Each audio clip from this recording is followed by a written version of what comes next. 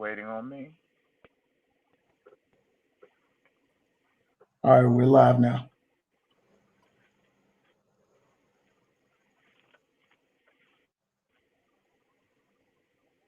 Pastor Clanahan, can you get us started off with an opening prayer?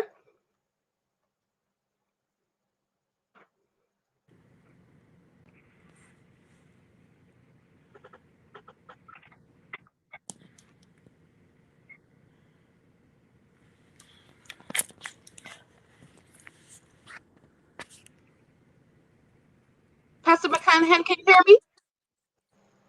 Yes, I was asking if you were waiting on me. I didn't hear a response. Can you hear Oh, me? yes, sir. Yes, we can Okay, hear you now. Yes, okay. can you kick us off with the prayer, please? Okay. Heavenly Father, we come to you in the name of the Lord Jesus. We come acknowledging your omnipotence and acknowledging that you are excellent in all that you do. We thank you for the mission of the NAACP. We thank you for the mission of the St. Mary's County Health Department.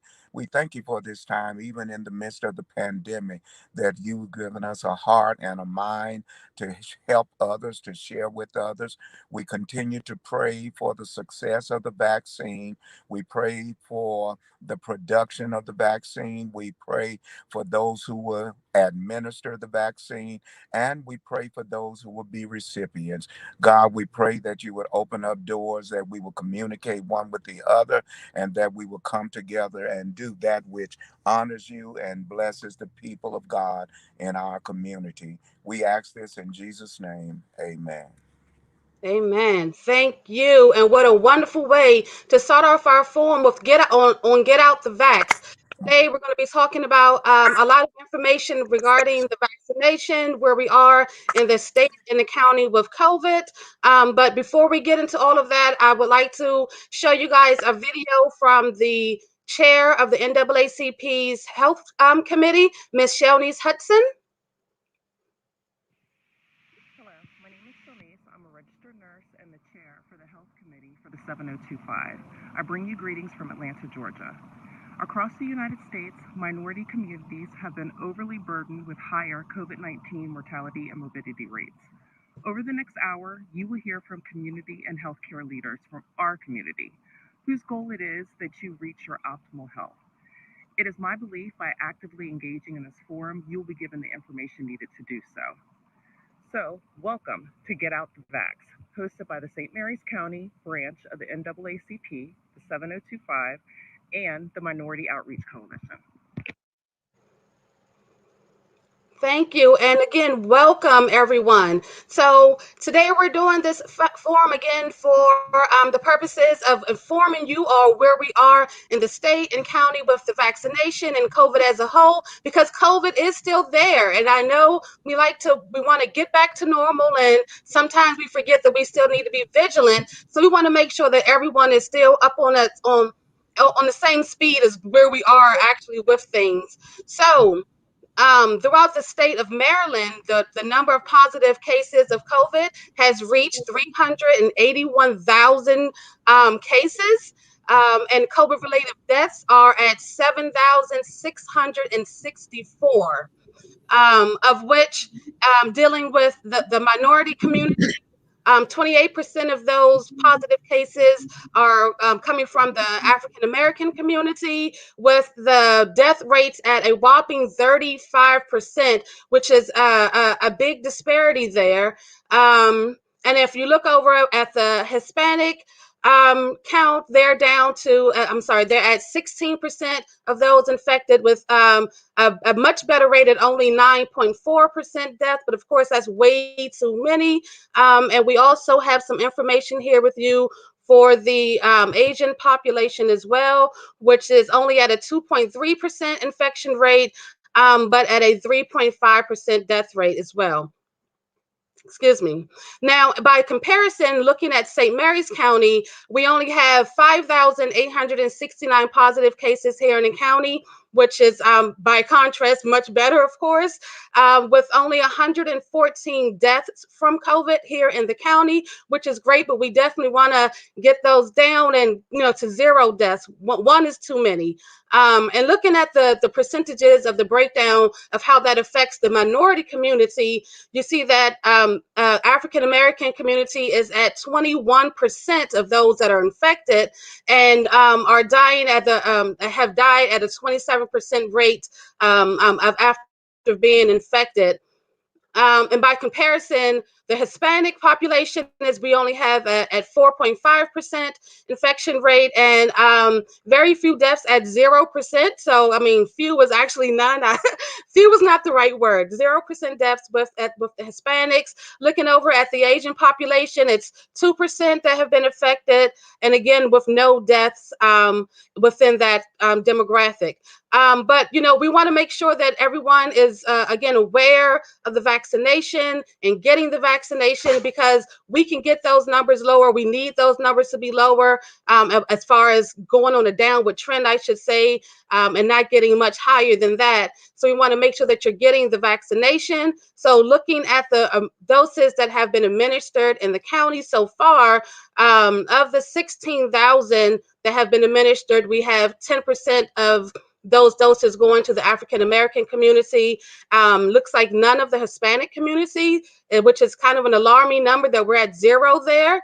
And 1.9% of those have gone to the Asian community for the first vaccination, and they dropped down a bit for the second as people are still getting those done. So with that's a lot of data, but we want to make sure that you understand where we are with things and why it's important that we're holding this forum about vaccinations and with COVID. And I am zero expert, so I'm going to stop talking and I'm going to introduce to you guys the panel that are going to give us more information here today. We are going to be joined by Dr. Mina Brewster. My apologies, my notes fell. Who is the health officer out of the St. Mary's Department, Health Department, St. Mary's Health Department. We are also joined today by Dr. Scott Smith, the school superintendent of SMCPS here in St. Mary's County, who's going to give us a look more at where things are as far as our school system is concerned, because we know that there's a lot of questions there. And we are also joined today by Director of the Minority Outreach Coalition, Mr. Nate Scroggins, who has been very integral in getting these things, the vaccination out and educating the population. So we look forward to hearing from him there as well. But we're going to start off with Dr. Mina Brewster, who is going to give us more insight to exactly how the vaccination works and the processes here in St. Mary's County. Great. Thank you very much. And thank you very much to the NAACP and the Minority Outreach Coalition for partnering with the St. Mary's County Health Department on this initiative. We're really excited to roll this out, and we certainly appreciate everybody working together to get this information out to the community. So I'm going to talk a little bit about how we're doing on vaccine in the county, and a little bit about what the process is for getting vaccinated for COVID here in St. Mary's County. Mia, if you go to the next slide. And Mia, by the way, you did a great job in summarizing some of the data there. Thank you for that. All right, so we at the St. Mary's County Health Department, obviously, a part of this community, and we're working together with so many different community partners on responding to this COVID-19 pandemic. We've been at this for a long time, as everyone knows. It's been an extraordinary year. And what we are doing right now is we are trying to give hope to our community through this vaccine campaign. We know COVID-19 vaccination is rolling out. We've just had it really just for a couple months now, a little over a couple months. And we are, as fast as we can, trying to get COVID vaccine to our county and trying to get that vaccine into the arms of our community members. We are asking everyone who is eligible to please consider consider getting COVID vaccine and be a COVID fighter for our community. I think when we're getting COVID vaccine, we're protecting ourselves from severe illness or even the symptoms of illness. And we're now starting to find out it's likely to protect us as well to some degree from even getting silent infection related to COVID. And all that does is as we get more and more people vaccinated and as more and more people are protected, there's less people spreading infection potentially to other people. And so that's protecting our whole community. And it's definitely protecting the people who are most vulnerable in our community to getting sick and then also to dying from COVID-19. So these pictures here are some of our wonderful community leaders. And each of them represents a different phase in our vaccination stage. And I'll talk about those phases in a moment. We just really appreciate them. They agreed to be vaccine champions for their community, for our community, and make sure that our community knows that they were vaccinated and that they support vaccination for COVID-19. And all of these are taken locally. These are all local people in St. Mary's County. Absolutely. And you already saw Reverend McCanahan earlier as well.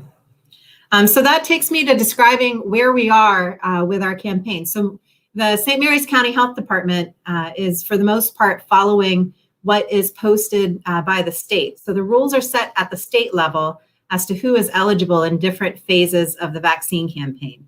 Here in St. Mary's County, we are fully in phase 1C, right? So there was a phase 1A, a phase 1B, and we entered phase 1C slowly. And then this past Monday, we opened it up more broadly to all the different occupational groups that are eligible. So really, who does that make eligible for vaccine currently?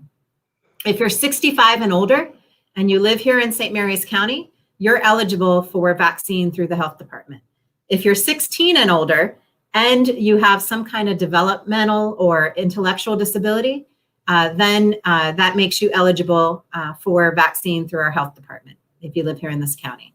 So when you say a developmental or a cognitive disability, that then just means that wouldn't count if I have asthma. I think maybe that's my question. I know there's been some confusion as to what exactly that means.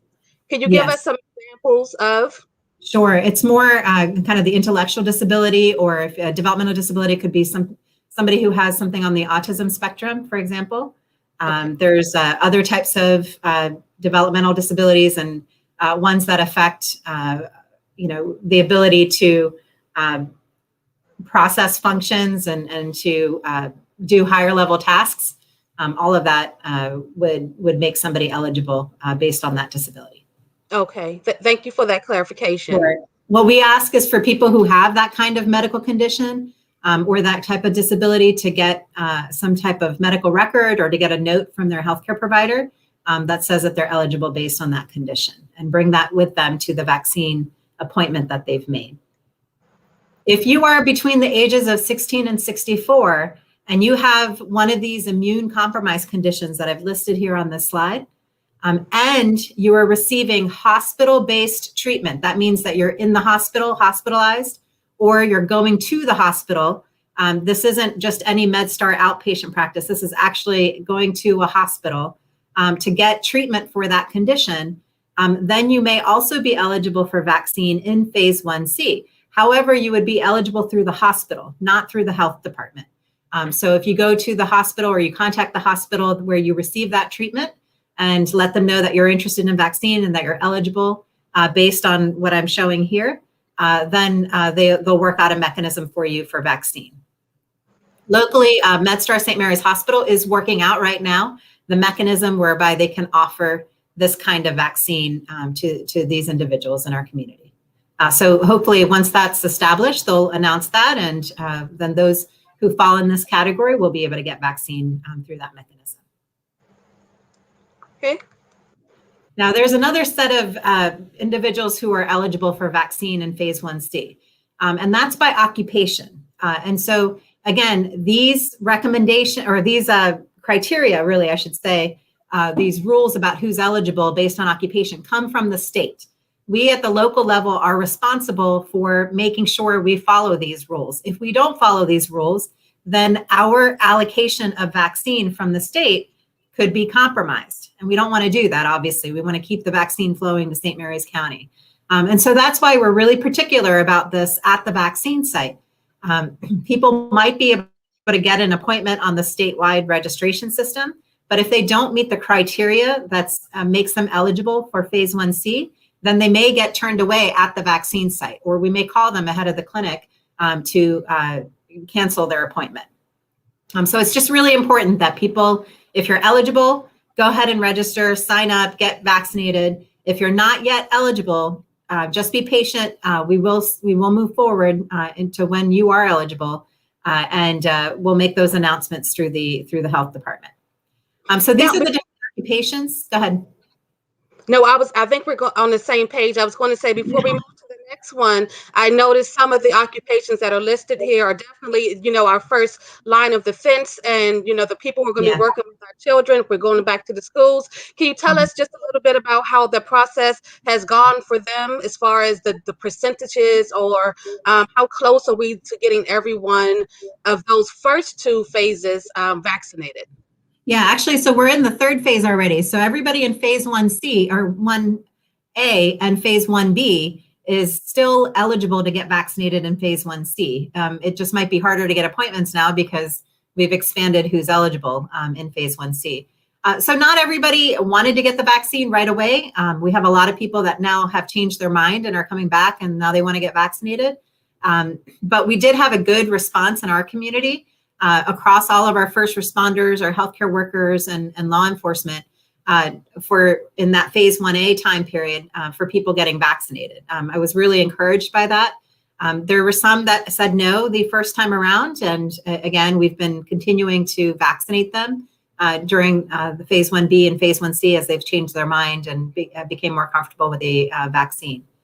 Phase 1B, we started off, as you may have seen, and Dr. Smith will probably talk about that in a little bit, but we did make a pretty big effort to get our public school system employees, all staff, teachers, the bus drivers, the cafeteria workers, other staff, and certainly the admin as well. To get them vaccinated, because we knew a priority for us and our community is getting our kids back in school. And we're also working on getting childcare providers vaccinated as well, because we know in order to work, some people really need to have a place to take their children to get their care.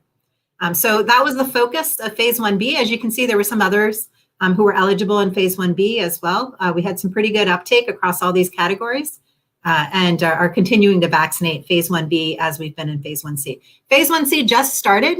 In fact, a lot of these individuals who are eligible based on occupation in phase 1C may have appointments already, but they haven't been vaccinated yet. Like I said, we just announced it this past Monday, and most of these individuals who started to get appointments will have appointments this coming week.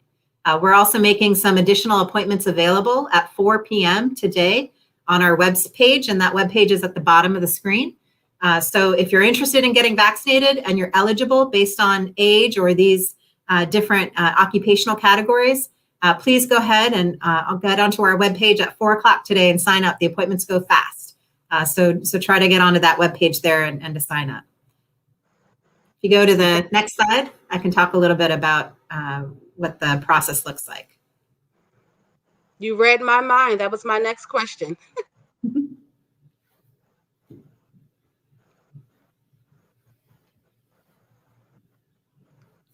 Great. So this is how it works. The way we do the vaccine clinic through the health department, first of all, it's a partnership in this community that has really, it's tremendous how many people and how many different community groups and public agencies have pulled together to make this work for our community. It's been tremendous. We've got, of course, the health department. We're coordinating the process. We have got support from the sheriff's office. We have support from a variety of volunteer EMS and fire rescue departments in the county. The county government agencies, including DPW, the Department of Public Works and Transportation, is there, as well as the Department of Emergency Services that have been with us, through the whole pandemic response, and certainly have been helping out so much with all of this mass vaccine efforts. We run what's called a mass vaccine clinic. We do it as a drive-through mechanism. People go onto our webpage and they sign up when the appointments are available in the statewide appointment system. In that, that gives them the date and time of their appointment to come. They come in their car, or somebody brings them. If they don't have their car, they can have a friend bring them, or we can help with arranging public transportation. And they come to the vaccine location. Right now, we're pretty much doing most of our mass vaccine efforts at the Hollywood Volunteer Fire Department. That's partly because that's where we're staged. We have all of our tents set up and the cones are there and everything's really prepared for us to do this. And it's also the largest space we have in the county. And we've rented it out for a while. So we should have access to it for a long time. So people come to the Hollywood Volunteer Fire Department and they get in the line. The line moves really quick. There's been a few times where it's been a little slower. People may have had to wait 20, 30 minutes, maybe even a little bit longer in line because we've had to reschedule some clinics due to all the snow. And so sometimes we have to double up the clinic. But for the most part, a lot of people get through the whole process in 5, 10, 15 minutes. They get through the drive-through part of the process. What happens is in that middle picture, you see Mr. Scroggins there holding up his vaccine card. So first, people will get a vaccine card and they'll get some information about the vaccine. There'll be somebody there in the line who works at the vaccine clinic that is there to answer their questions. After they have their questions answered, they get their registration gets pulled up. We verify that they are eligible, right? We're going to check ID to make sure somebody, if they're eligible by age, to make sure they live here in the county. If they're eligible by work, they would be eligible for vaccine if they live here in the county or if they work here in the county. And so we'll check their work ID or a letter from their workplace to make sure they're eligible. Then they keep moving through the line. And over there in the picture to the side, you see Dr. Jordan from St. Mary's College. She's actually getting her vaccine in her arm while she's sitting in the comfort and warmth of her own car. And then after they move through that picture at the bottom, you can see the drive-through. After you move through the tent part and get your vaccine, you go into a parking lot and you stay in that parking lot because we want to observe you for about 15 to 30 minutes. And we want to observe you just to make sure you're not having an allergic reaction. We've got our volunteer EMS and some others who circulate through that lot. They kind of give you a thumbs up and make sure you're doing fine. And once you're done with your time of observation, you're free to go. A lot of people come to the vaccine site and they're only there for about 25 minutes. Oh, okay. So it sounds like there's a pretty streamlined process of the drive-through aspect of not having to get out seems to one is very safe and very convenient for all involved in that. It's kind of like the Chick-fil-A model where everyone's going to meet you to make the process as efficiently as possible. But I heard that you mentioned that there's that 15-minute time frame where people kind of sit back and watch out for any possible reactions. Have there been many cases of people having adverse reactions to the vaccine? No, actually, we've done thousands of vaccine doses already, and I'll talk about those numbers in a moment. And we've just had, maybe a handful of people who've had actual allergic reactions in the parking lot, and we've been able to address it on site. They might need to follow up with a healthcare provider or go to the emergency department if that happens. To get blood drawn and to make sure everything's going okay. But really, it's been very few people who've actually had a true allergic reaction after getting the vaccine. What does the allergic reaction look like? Is it? Sure. The allergic reaction that we're most concerned about is if people have hives that develop after getting the vaccine, or they get that itchiness that goes all over their body that comes before hives. Okay. Or if they start seeing a little bit of swelling in their face or their throat, or start getting worried about trouble breathing. Those are the kinds of severe allergy that we're concerned about. And most of the people who have come through do just fine, and they don't have any symptoms right after they get vaccinated. But we just monitor to make sure. Most people who are going to have a severe allergic reaction will have it in the first 15 minutes or so. Which is why that's the minimum time that we want people to wait. Right. And then if there is one, you're already right there to address it right on site. We've got EpiPens on site. We've got paramedics right there. The ambulance is right there next to the post-vax monitoring lot. And we, like I said, we have people walking through the lot. And what we do is we have people sit in the lot in their car. And if they're starting to have any problems, we have them keep honking their horn and flash their lights, put their hazards on. And that tells somebody who's walking around that, oh, this is somebody I need to go respond to right away. Okay, great. Great. Okay. Actually, the next slide, if you want to move to the next, once you get that off, yeah, when we can move to the next.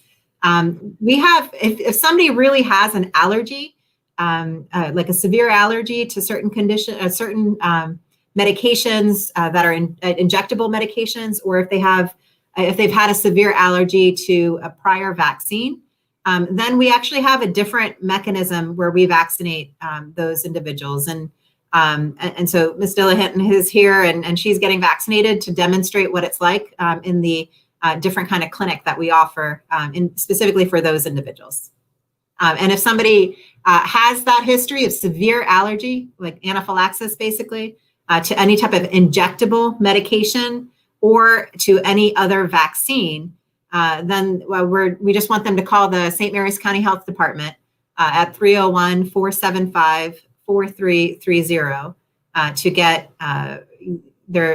to talk to somebody in our clinic who can get them connected to the right setting for them to get vaccinated. So just because you've had those reactions in the past doesn't mean that this is not for you. You guys are already aware and looking out and have a process available where that situation is applicable. That's correct. Yes. We go to the next slide.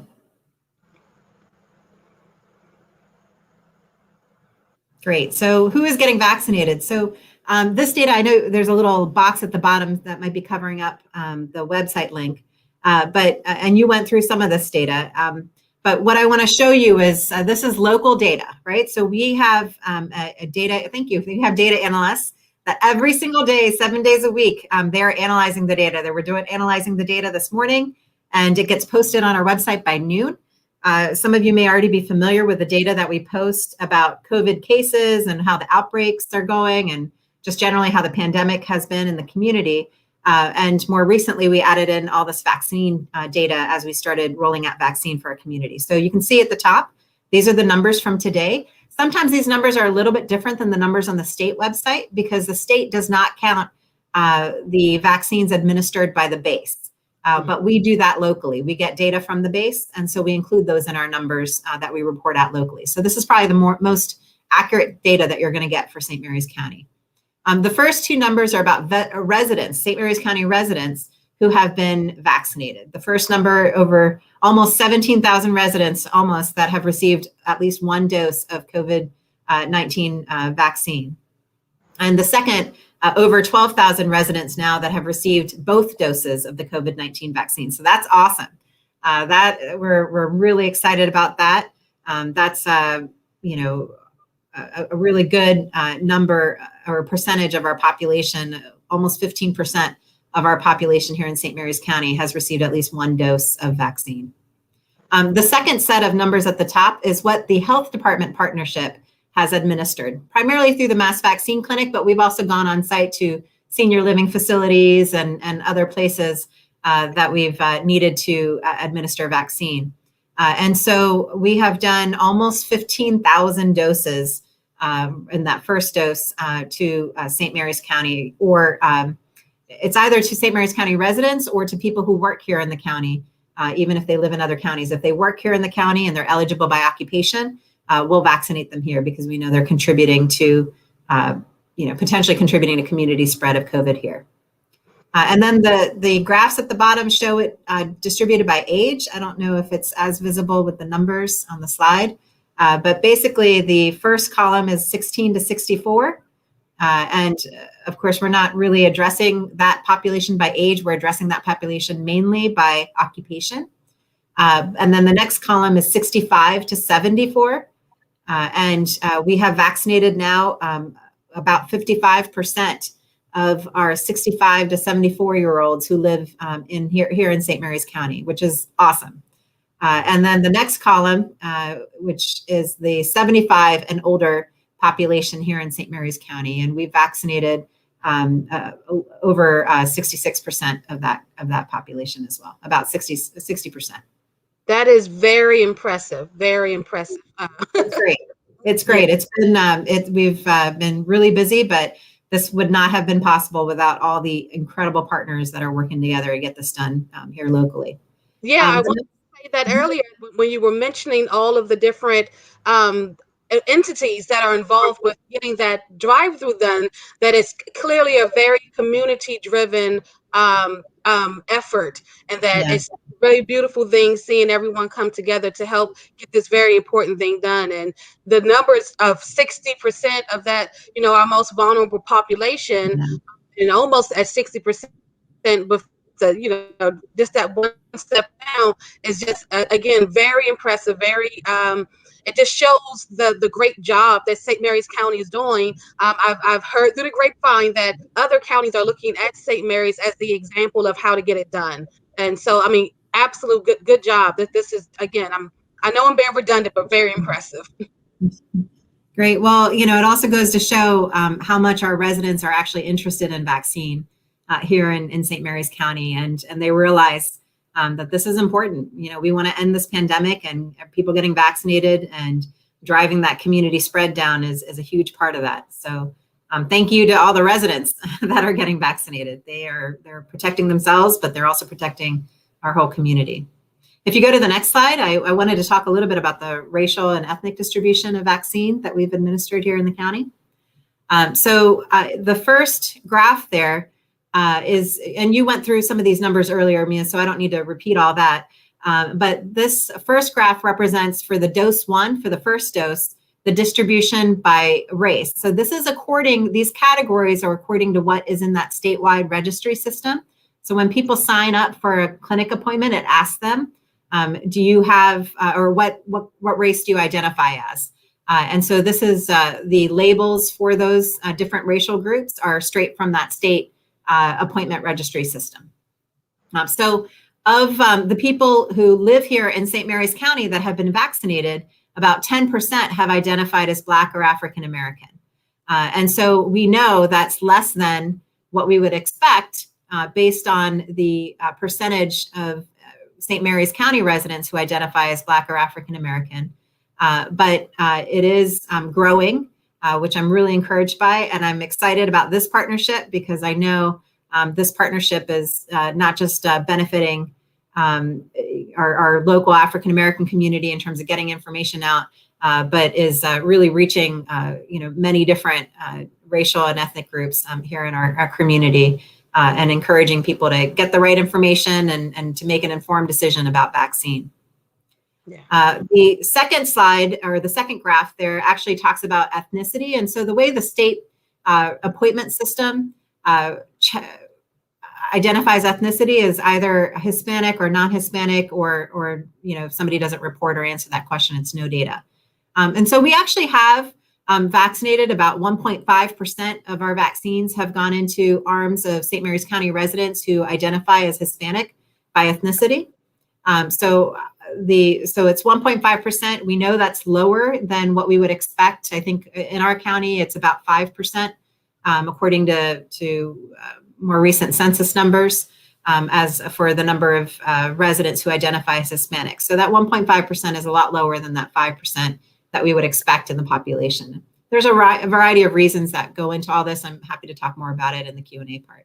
If people want to see this data again, you can go to that link at the bottom of the slide. Okay, I'm going to go to the next one.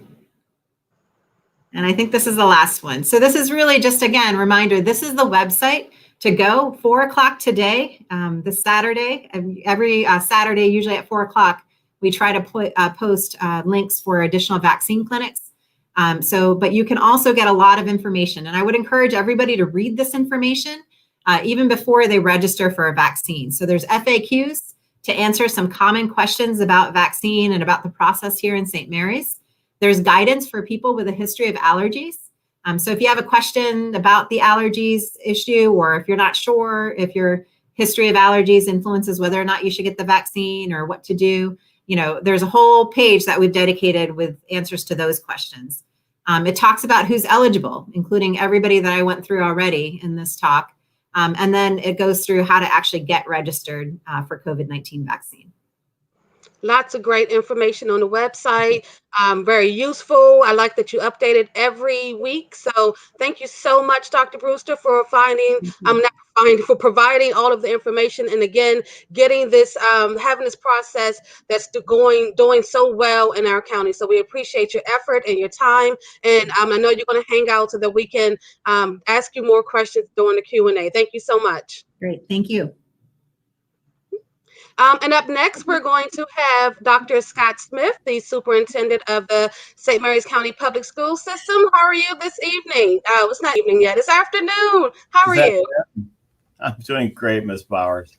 And thank you very much for having me with you today and hosting a wonderful event like this that really kind of emphasizes how we as a community can come together to get to the other side of this pandemic. I don't have a slide deck with me, but we do presentations before each board meeting, and they're archived at the SMCPS website. So each one of the board meetings before we start, I do an update on where we are and how we've been moving through all of this. The school system itself, we had the second week of February, we had special populations of students coming back for in-person instruction, a few hundred students. In the past 2 weeks, we've had all of our pre-K, Head Start, pre-K, kindergarten, first grade students, our sixth grade students, and our ninth and 12th grade students back in school. So about 5,000 students have been in school and attending in a hybrid fashion for the last 2 weeks. And on Monday, we're so excited. On Monday, March 1st, we will bring back all of our children, Head Start through their senior year, through seniors, will be back in school. About 74% of all parents identified that they wanted to come back to school. They wanted their kids to be at least back in school in a hybrid fashion. So we have enrollment of just over 17,000 this year. So a little over 12,000 students will be attending classes next week. Now, to get ready for that, my goodness, we've been working. We have a very detailed plan. You can go to our website and review the plan. There's also Google sites that walk through pretty much any question you might have. There's a frequently asked question sheet that goes on for quite a length with a great deal of information. But a huge piece of me feeling comfortable with bringing the kids back into school, and with the Board of Education, I saw Mrs. Washington was on. She must be viewing along. I saw her put a comment in. We felt very strongly that we wanted to make sure that we put every protection in place for our staff. So to do that, we really needed to have them have the opportunity to get vaccinated. So Dr. Brewster and I have been pretty much inseparable for the last year, talking several times a week, if not every single day. And we put together a really coordinated plan to make sure that as soon as the state moved into 1B and educators were permitted to be vaccinated, or anybody involved in education, we were right there. So as the governor said, 1B starts, we were immediately ready to have our people go over and get vaccinated. So well over 75% of our staff expressed interest in becoming vaccinated, and then they've had the opportunity to do so. The first large groups went way back in January 14th, 15th, and 16th, the Thursday, Friday, and Saturday. And then 3 weeks later, scheduled the very first week of February, they got their second dose.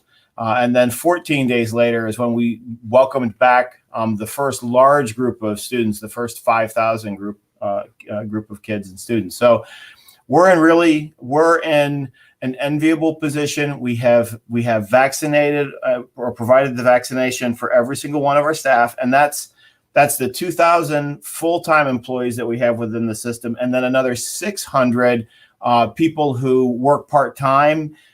Maybe they're substitutes. All the bus drivers, bus attendants, anybody who's involved with the education of children has had the opportunity to get vaccinated. So we're in really good stead. If the data, because a lot of people want to know, well, so how's it going? If you go to our website, there's a big button that says health and safety, And when you click on it, you can go and actually see a real-time dashboard that shows. So if you so go up to health and safety. That's that one.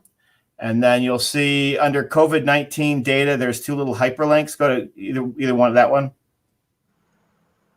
And when you click on it, this is the real-time data that we have for St. Mary's County. It links right back to Dr. Brewster's site because that's fantastic scrub data. Maryland data, so you can see all of Maryland. And then if you scroll down further, it's actually the data for how things are going in schools by the system and then individual school. So if there is a positive case reported at a school for a student, or if there's a positive case reported for a staff member, it's posted in real time on that table, so you know exactly what's going on within the system. If your child is attending school and somebody in the classroom tests positive and we're notified, we immediately send a letter home to everybody in the class so that they know, and then we work in conjunction with the health department to identify close contacts. Same thing if a teacher tests positive, everybody in the school is notified. So I'm really hopeful that we're in very good shape. Of course, we have all of the CDC recommendations and the Maryland Department of Health and St. Mary's County. Everybody's wearing a mask. We're doing advanced cleaning protocols. We're washing our hands. We're using hand sanitizer. We're doing the 6 feet of difference. Look at that college fair right up there in front. That was yesterday. What a wonderful event. So we have a lot of information out there. Last week, we went through the entire week and we didn't have one reported case from any student attending in person. So I'm knocking on wood. That was a really good week. I'm sure that we're going to have cases, but we've gone through the process and the protocol. We seamlessly communicate with the health department and share information so that we can identify close contacts and make sure that people know if they were close to or they were exposed to somebody who tested positive. So we're a year in, and we will find our kids back in school. For our 2nd, 3rd, 4th, and 5th graders, our 7th and 8th graders, and our 10th and 11th graders, on Monday, it will be the first time that they've been back in a public school in almost a year. So I can't say enough about the people with whom I work. I can't say enough about this community. Certainly Dr. Brewster and all the people with whom she works and county government. We've all been really working together to make sure we can have as much information out as possible. And I'm sure that partnership is going to remain quite strong as we move into and finish 1C and then get into the second phase and ultimately get to the point where we're doing mass vaccinations for the general population and our students over the age of 16. So I'm here to answer any questions that you may have. I thank you very much for the opportunity. And I really appreciate you providing this information to the public. Thank you so much for doing such a great job of being on top of things. When you were talking about that timeline, it was very impressive that it was clearly well thought out when the first vaccination was available to the second, and even that 14-day window that needs to happen. And then as soon as it was over, bam, we're back in school. So if that doesn't show your planning, nothing will. I mean, that was great. And it's wonderful that everyone is going to be back in the building on Monday. As you know, I have 3 kids in the school at various levels, and I have a senior, so I'm excited that she's gonna get to see her friends, and that's and no way not because of your response and your reactions to keeping everyone safe and doing the right thing. And even if that has to say, well, let's pause and bring them back in, I also appreciate that. So thank you so much. I'm glad that you're going to stick around for any questions. So thank you again, Dr. Scott Smith. Absolutely. Thank you, Ms. Bowers. Right. And last but certainly not least, we have Mr. Nathaniel Scroggins, the director of the Minority Outreach Coalition, who's going to give us some more information as to how the organization is reaching out to our community and how the minority community is responding. First, I want to thank the NAACP and St. Mary's County Health Department for inviting the Minority Outreach Coalition to join us in getting out the vax. This is a very, very, very important campaign that we have launched here. Now, the Minority Outreach Coalition's role in this campaign outreach is to assist. So we assist by assisting those that are authorized in the eligible groups to get registered for their vaccination. Now, if you have groups of 10 or less and you socially distance, we can come out and do a PowerPoint and answer any questions you may have about taking the vaccine or the procedure for getting registered. Otherwise, you can look at our website. I put that in the chat box. You can email our website and we will be able to assist you in getting registered, especially if you're not computer literate or if you have some questions about which group is eligible. The key to getting vaccinated is being in an eligible group.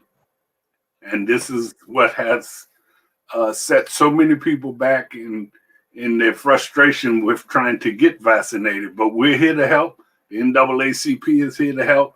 And we want to get this done. And we can get it done with just a little effort on everybody's part to contact us.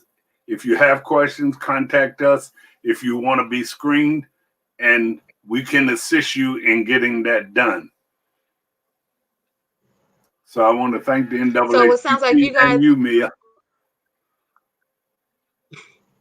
Well, I mean, the fact that you're going out into the community, being safe, I heard that 10 or less number, following the guidelines, but the point of providing the information so people can be very clear on what the steps are, who's eligible, though that's very important because like you just said, you know, it's a lot of confusion as to who that may be. So it's very reassuring to know that there is someone that you can call if you're intimidated by the health department's website, because it's the website is amazing, but it has so much information, and for some people that may be a bit intimidating. So it's good to know that they can call upon you all to come and explain that to them and their friends, so everyone can spread the word and get vaccinated. So thank you.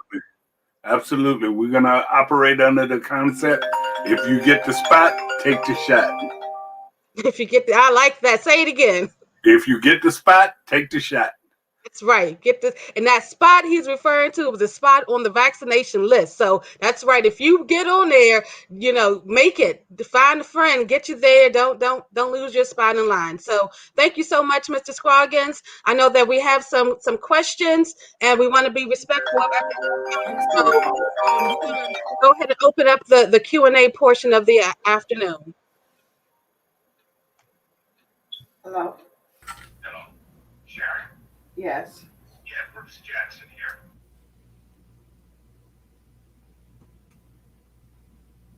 And I don't see Mr. Our president of the NAACP, Mr. BJ Hall, is behind the screens being a puppet master there.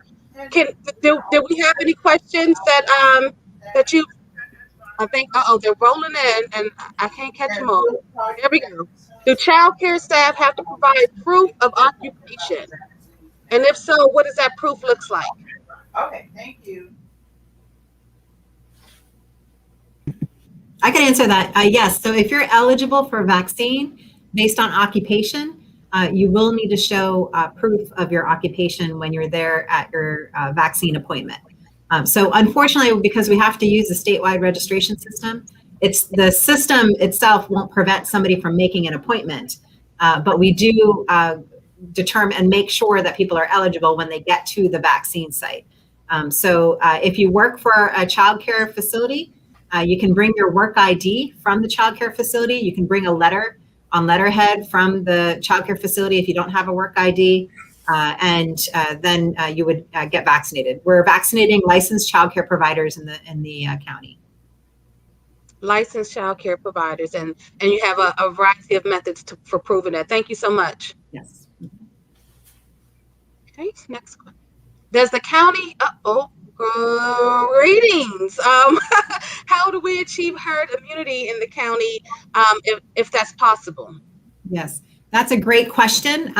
We don't have a final answer yet as to what percentage of the county would need to be vaccinated to to achieve what's called herd immunity for, so herd immunity is this concept that if enough people become immune to some kind of agent like a virus, then you'll drive down the possibility of that infection being in the community.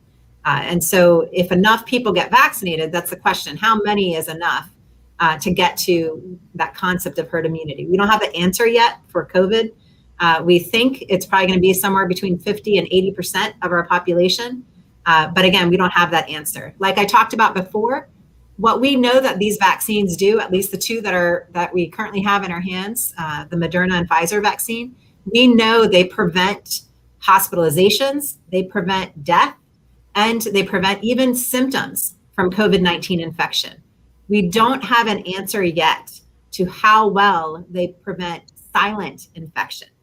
And we know with COVID-19, silent infection can still be passed to other people. And so that's why we still need people to wear their masks, to wash their hands, to maintain social distancing, even after they've been vaccinated. What we're finding now that we've been in it for a couple months and across the world, we've been implementing this vaccine. What we're finding is that the vaccines are giving people protection from infection. So they are having some immunity to the infection. It's too early yet to figure out how much immunity, to even silent infection comes from these vaccines. But we know that these vaccines are incredibly effective. I mean, 95% range effective at preventing symptoms, hospitalizations, and death from this virus. And those are the things that we're most worried about. If we can get this virus to be something like a common cold that doesn't put us in the hospital and cause 114 of our residents to die, in less than a year, it's something that we can manage much better, and it won't have the incredible effect on our economy and our lives that it has this past year. Thank you. More time is needed. Okay. Dr. Smith, are there any schools with a COVID outbreak yet? And before you answer that question from Ms. Branch, and thank you so much, Terry, for sending in these questions. I see that you are definitely tuned in and taking part. I did want to point out, Dr. Smith, that that part on the website where all of the data is broken down by school. So I want to say, Terry, go on the website and look, because it shows you. But I'm going to let Dr. Smith answer that question. But again, that shows just how much we're on top of things here. Yeah. Well, and we know, and we realize that we need to be really transparent with that information. And because that's the question that everybody has. As of right now, we do have a designated outbreak at one of our middle schools at Spring Ridge Middle School. And it's related to staff in the food service program. And this gives me an opportunity to shout out to the food service programs. Of all of the agencies within the school system, the food service workers have been working pretty much every single day since the outbreak has came out to make sure that food's available and that meals can be taken home for kids. And so they are working every single day, and they're working in kitchens, and they're in close proximity to one another. So we do have at Spring Ridge Middle School, and actually it was last week, all of the employees. The good news is that they're all doing well. Everybody seems to be lightly symptomatic, and they're now waiting through the end of their quarantine period to come in. And when that happens, we have other staff that come in and move down. So there has been no interruption in food service to be provided to kids at Spring Ridge Middle School. And every single time something like this happens, then we have an opportunity to go back and really talk to people and talk about how they are interacting with one another at the school. Because ideally, if everything is working the way it should be working, people shouldn't be close contacts at the school. They should have been, I wear a mask, you wear a mask, I wash my hands, you wash your hands, we stay 6 feet apart.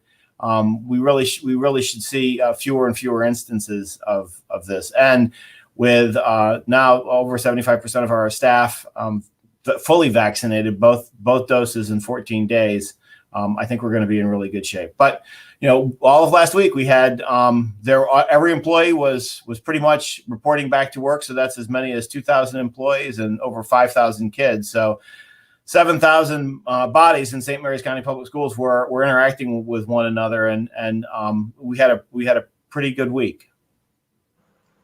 Thank you, Dr. Smith.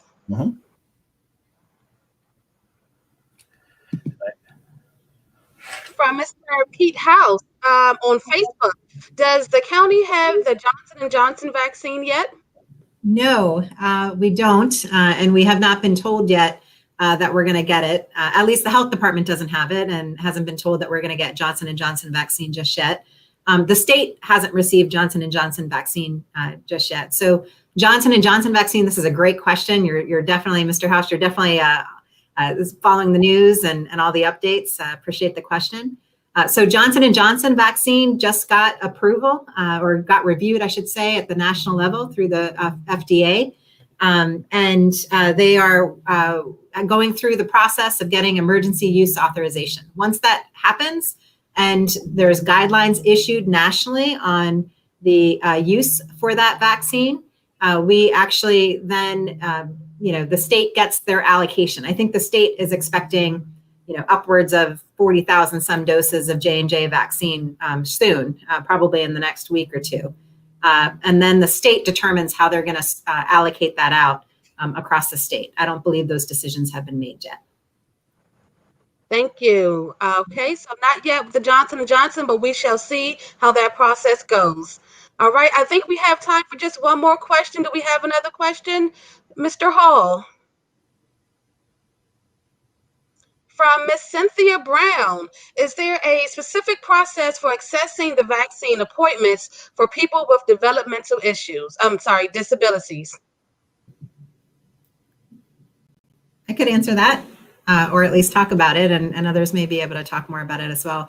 Thank you. And Ms. Brown, she's with the Department of Aging and Human Services, and I just have to shout out to them because they've been a phenomenal partner in this whole process of getting our residents, especially our seniors, vaccinated. We've partnered with the Department of Aging and Human Services to set up a senior line where individuals can call the Department of Aging and get on a callback list. And the Department of Aging, this is especially important for seniors who may not have access to computers. And the Department of Aging will help get them registered on this required computer system.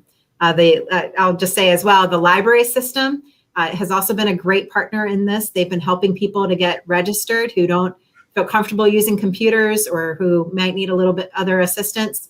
And so the public libraries, they have staff that are dedicated to helping with all of this as well. So there are some spaces, this is a great question. The strategy we took early on with this is we actually coordinated with organizations in our community that provide support services for individuals with disabilities and including individuals with developmental or cognitive disabilities in our community. So the ARC of Southern Maryland, there's a variety of those organizations that provide wonderful services and may even provide living support, group homes, for example. And so we we offered vaccine to their staff and their residents very early on, and really the beginning of phase 1B. So they have been wonderful stewards and advocates as they always are, for individuals that have disabilities in our community. And if a person with a disability in the community has that support through one of those organizations, I would encourage them to connect with that organization to allow them to support them in getting registered for a vaccine. Also, as I mentioned, the partnership with the public libraries. If somebody has a disability and needs some assistance with getting registered, they can actually connect with the public libraries, and the public libraries will assist them as well. Here in St. Mary's County, we also have different organizations that are something that we call Coordination of Community Services, CCS. It's a program the health department actually used to have before it got transitioned to the private sector. And individuals with disabilities, they may be part of the statewide program where they get support services through case managers, basically, through these coordinators for community services. And so those individuals may also be able to assist them in getting registered for an appointment. And if they're still having trouble, I would encourage anybody to call our health department COVID-19 hotline at 301-475-4330, and we'll figure it out. Oh, wow. Thank you. It sounds like there are a lot of support systems put in place for that very thing. So that was a great question that you had a lot of answers for. I mean, that's, again, just shows the level of community that it takes to get this problem addressed. And the community has stepped up in no short fashion, from the health department with you, Dr. Brewster, as our health officer, keeping the whole community safe. And again, setting an example of how to get it done. Thank you so much for your service in that regard. And Dr. Smith, again, right on top of things with our school system, keeping our students safe, the staff safe, and again, being very transparent with what's going on, and that timing is impeccable. Thank you so much for that. And Nathaniel Scroggins, again, that grassroots effort to touch the individual who may not know and need that further assistance and help because they aren't aware, but you're making sure that they're aware. I think our community is in great hands, just what we have here, but I know it's way more hands, many, many hands that make this great community what it is. So thank you all so very much for coming out to get out the vax. When it's your turn, get on the list. What you say, don't miss your spot, get the shot. So thank you so very much, everyone, and enjoy the rest of your day. Awesome. Thank you. All right. Thank you. Thank you. Thank you.